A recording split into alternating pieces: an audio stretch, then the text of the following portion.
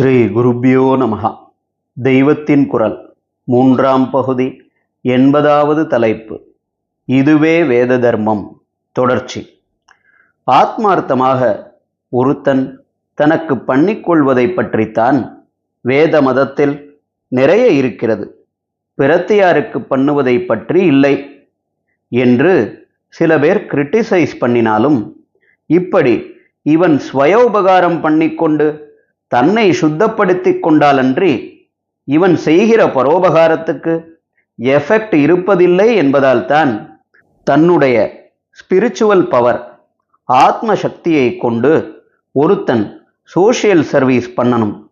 அந்த சோஷியல் சர்வீஸாலேயே இந்த பவரை விருத்தி செய்து கொள்ளணும் என்பதாக இரண்டையும் கைகோத்து கொண்டு ஒன்றால் மற்றது புஷ்டி பெறுகிற ரீதியில் நம்முடைய மதத்தில் அமைத்து கொடுத்திருக்கிறது.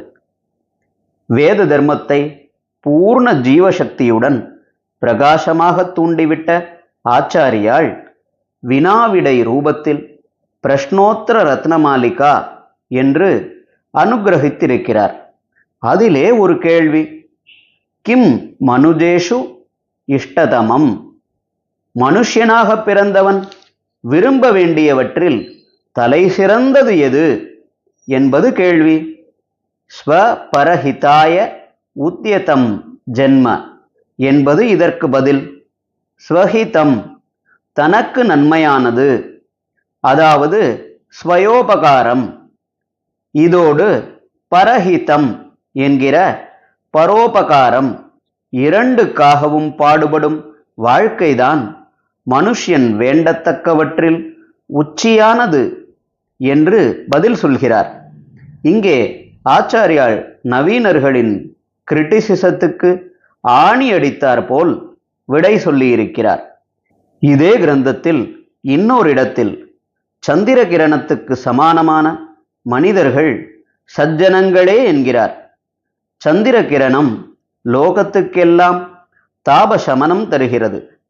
சந்திரனுக்கு இப்படி உலகத்துக்கு உதவி செய்ய வேண்டும் என்று ஆசை இருந்து இதற்காக அது பிரயத்தனப்பட வேண்டும் என்று இல்லை.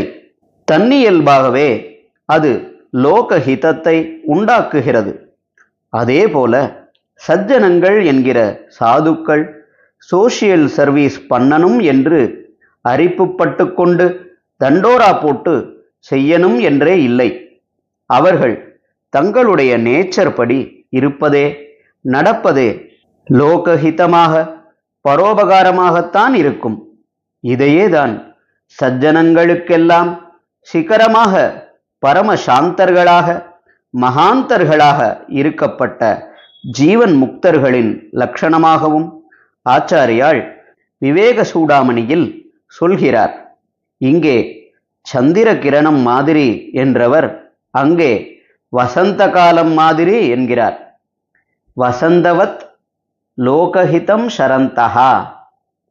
வசந்த காலம் போல உலக நலனை பண்ணியபடி உலாவுகிறார்களாம் மகான்கள். வசந்தம் என்று ஒன்று கண்ணுக்கு தெரிகிறதோ? சந்திரனாவது தெரிகிறது. மகான்கள் தங்களை இப்படி காட்டிக்கொள்வது கூட இல்லை. ஆனாலும் வசந்தம் வந்தால் தன்னால் தென்றல் ஹிதமாக வீசுகிறது.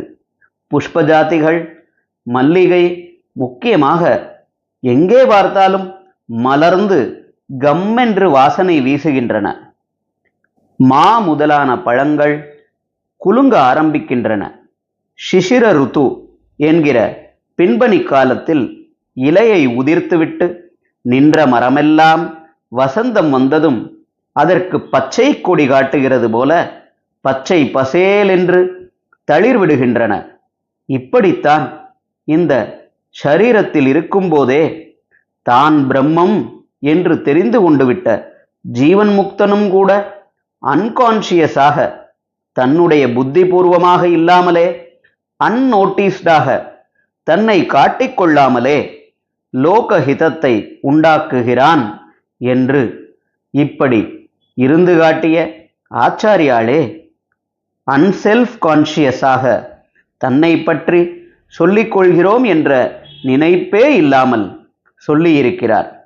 ஹரஹர சங்கர, ஜெய ஜெய சங்கர. தெய்வத்தின் குரல் மேலும் ஒலிக்கும்.